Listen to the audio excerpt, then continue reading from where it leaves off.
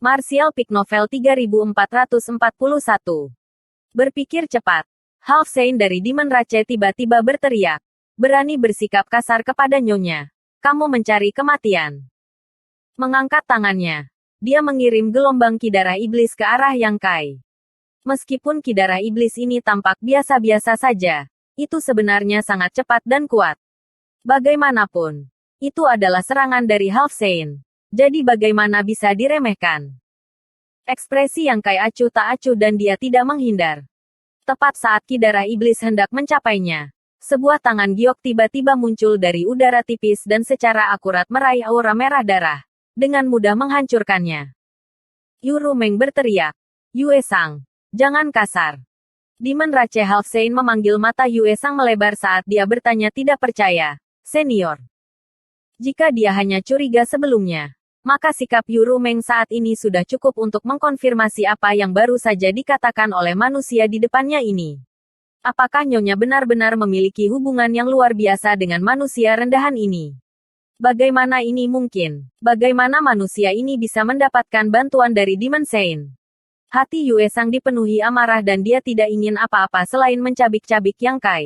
Tetapi dengan perlindungan Yuru Meng, dia tidak punya kesempatan. Yuru Meng tidak mau repot-repot menjelaskan apapun kepadanya. Bahkan tidak mau repot-repot menjelaskan dirinya sendiri. Hanya mengangkat dagunya sedikit dan berteriak dengan nada bermartabat. Keluar. Ekspresi Yue Sang menjadi sedikit galak saat dia memelototi Yang Kai sejenak sebelum menundukkan kepalanya, menangkupkan tinjunya dan pergi. Menatap punggungnya, Yang Kai sedikit menyipitkan matanya. Bertemu dengan saingan cinta begitu dia tiba bukanlah pertanda baik. Jika itu adalah Raja Iblis biasa, itu akan baik-baik saja. Tetapi Half Saint masih cukup sulit untuk dihadapinya. Sepertinya dia harus lebih berhati-hati terhadap orang ini di masa depan. Yuru Meng menoleh ke Yang Kai dan berkata, wilayah iblis sangat berbeda dari batas bintang. Orang-orang dari ras iblis sangat lugas. Mereka tidak memiliki banyak tikungan dan belokan seperti kalian manusia. Di masa depan, ketika aku tidak di sisimu, jangan temui dia sendirian. Dia berani membunuhku. Yang Kai bertanya dengan heran. Apakah kamu tidak melihatnya barusan? Yang Kai bahkan lebih bingung. Kenapa harus dia? Apakah dia tidak takut kamu akan menghukumnya? Bukankah dia salah satu bawahanmu? Yuru Meng tersenyum ringan. Wilayah iblis menghargai kekuatan. Dengan kekuatan, semua yang kamu lakukan adalah benar. Jika kamu lemah, semua yang kamu lakukan salah. Jika dia membunuhmu, aku tidak berhak menghukumnya. Paling-paling, saya hanya bisa diam-diam membalas kamu. Petik 2. Yang Kai memutar matanya dan bertanya, bagaimana jika aku membunuhnya? Selama kamu memiliki kemampuan, kamu dapat membunuh siapapun yang kamu inginkan. Yang Kai sedikit mengangguk. Matanya bersinar ketika dia berkata, yang lemah adalah mangsa yang kuat. Seleksi alam itu alami. Wilayah iblis memang tempat yang bagus. Lingkungan yang sengit telah melahirkan ras yang sengit. Jadi Yang Kai agak mengerti bagaimana sifat tak kenal takut dari ras iblis dikultivasikan. Ayo pergi dan menenangkanmu dulu. Mengatakan demikian, dia memimpin Yang Kai menuju istana. Istana itu sangat besar, dan interiornya didekorasi dengan megah. Sepanjang jalan, banyak penjaga dan pelayan membungkuk kepada Yang Kai. Tetapi mereka semua menatapnya dengan rasa ingin tahu. Di wilayah iblis, seorang manusia tiba-tiba muncul di istana Saint Iblis. Secara alami menyebabkan ras iblis sangat terkejut. Tetapi setidaknya pemandangan yang tidak menyenangkan dari sebelumnya telah menghilang. Yang Kai mengikuti di samping Yuru Meng dan dengan sengaja berjalan berdampingan dengannya. Bertingkah tinggi dan perkasa. Setelah berjalan-jalan sebentar, mereka sampai di depan sebuah taman. Yuru Meng menoleh ke Yang Kai dan bertanya, bagaimana tempat ini? Dengan tangan di belakang punggungnya, Yang Kai berjalan berkeliling dan menemukan bahwa lingkungannya cukup bagus dan areanya cukup besar. Jadi dia tentu saja tidak keberatan. Beralih ke Yuru Meng, dia bertanya, apakah kamu juga tinggal di sini? Yuru Meng tersenyum ringan. Apakah kamu ingin aku tinggal di sini? Yang Kai melangkah maju dan memegang tangannya. Berkata tanpa malu-malu, jika kamu tidak berada di sisiku, bagaimana jika Yue Sang itu datang mencari masalah lagi? Aku bukan lawannya. Yuru Meng memelototinya dan tersenyum. Jangan khawatir. Dia tidak memiliki keberanian untuk bertindak sembrono di istana. Lebih baik aman daripada menyesal. Yang Kai mengedipkan mata padanya. Yuru Meng dengan marah menjulurkan kepalanya dan menarik tangannya sebelum berbalik dan berkata, beristirahatlah dengan tenang. Aku akan datang dan melihatmu setelah aku tenang. Jangan pergi. Yang Kai berteriak ke arah punggungnya yang anggun. Mengapa kamu pergi sebelum kita selesai? Setelah berteriak sebentar, Yuru Meng sudah menghilang. Yang Kai membelai dagunya dan memukul bibirnya. Berpikir bahwa akan lebih baik jika dia pergi saja. Jika dia tinggal di sisi Yuru Meng, itu benar-benar tidak nyaman. Berbalik, Yang Kai berjalan ke aula besar. Dengan santai meraih seorang pelayan wanita. Dan bertanya tentang situasinya sebelum menemukan kamar untuk dimasuki. Sejak dia memasuki wilayah iblis, dia telah menemukan bahwa hukum dunia di sini agak berbeda dari yang ada di batas bintang. Tetapi karena keduanya adalah dunia besar, tidak ada penekanan kekuatan. Namun, jika dia ingin menunjukkan kekuatan penuhnya, pertama-tama dia harus membiasakan diri dengan hukum dunia wilayah iblis. Jika tidak, jika dia benar-benar ingin bertarung dengan seseorang, dia akan terikat. Selama beberapa hari berikutnya, Yang Kai tinggal di kamarnya, mencoba yang terbaik untuk menyelaraskan kultivasinya dengan hukum dunia wilayah iblis. Beberapa hari terakhir ini cukup damai. Yuru Meng telah menghilang tanpa jejak, dan tidak ada yang tahu kemana dia pergi. Yue Sang juga tidak datang untuk mencari masalah. Jadi seperti yang dikatakan Yuru Meng, dia mungkin tidak memiliki keberanian untuk bertindak di istana ini. Beberapa hari kemudian, Yang Kai keluar dari kamarnya. Setelah beberapa hari kerja keras, dia telah menghilangkan efek buruk dari hukum dunia wilayah iblis padanya. Jadi sekarang saatnya untuk bertindak. Dia tidak datang ke wilayah iblis untuk bermain-main. Dia juga tidak bebas dan tidak terkekang. Beberapa kaisar agung telah memintanya untuk datang dan menyelamatkan Kaisar Agung Bulan Cerah.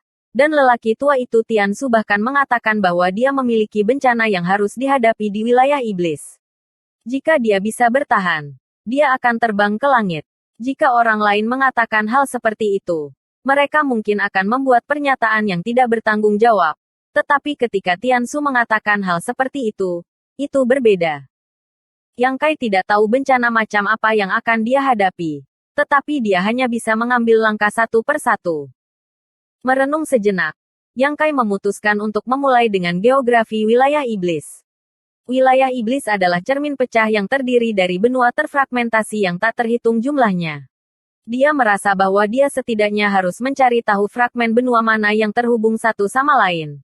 Atau bahkan jika dia mengetahui di mana Kaisar Agung Bulan Cerah berada, dia tidak akan bisa pergi ke sana.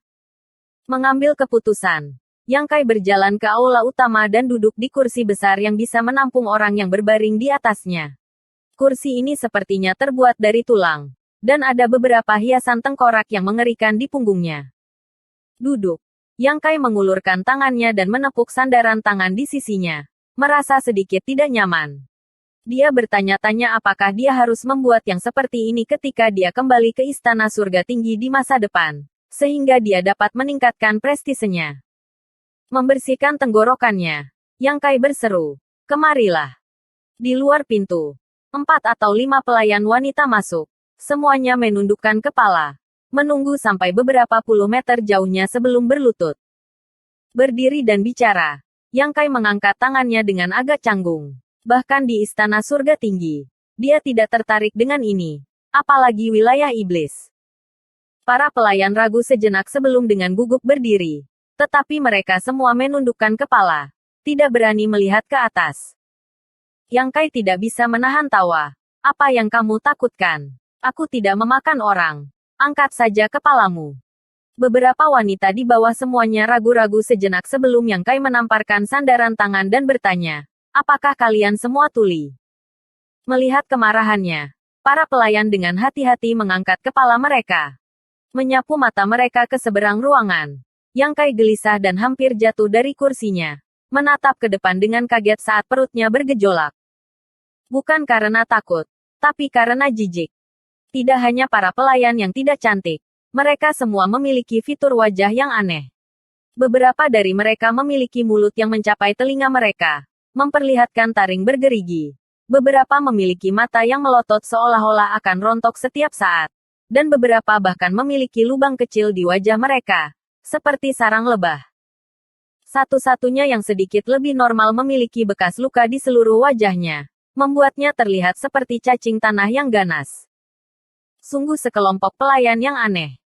Yang Kai tahu bahwa ada ratusan ras di wilayah iblis, yang masing-masing memiliki karakteristik uniknya sendiri. Tetapi dia tidak pernah berpikir bahwa akan ada wanita ras iblis yang begitu jelek di dunia ini. Tampaknya memperhatikan ekspresi aneh Yang Kai. Para pelayan dengan cepat menundukkan kepala mereka.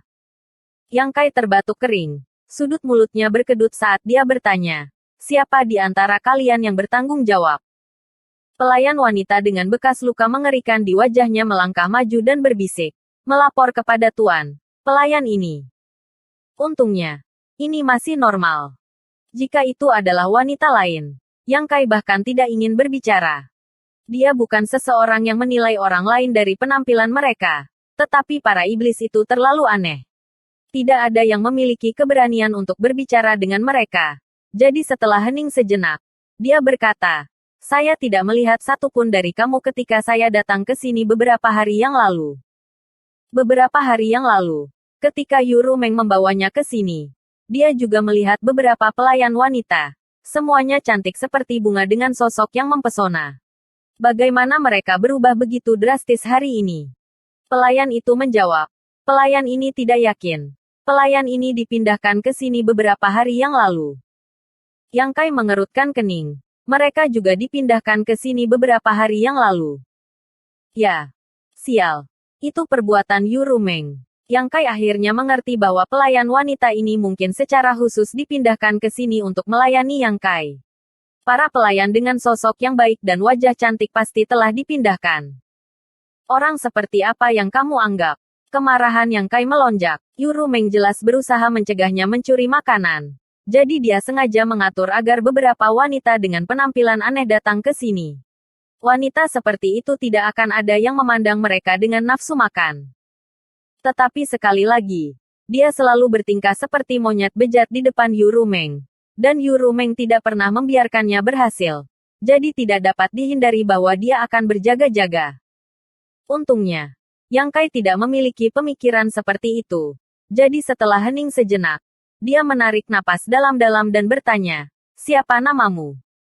Pelayan itu berseru, "Pelayan ini adalah Xiao Wu. Apa yang terjadi dengan wajahmu?" Yang Kai bertanya lagi. Xiao Wu berbisik, "Aku melakukan kesalahan dan dihukum."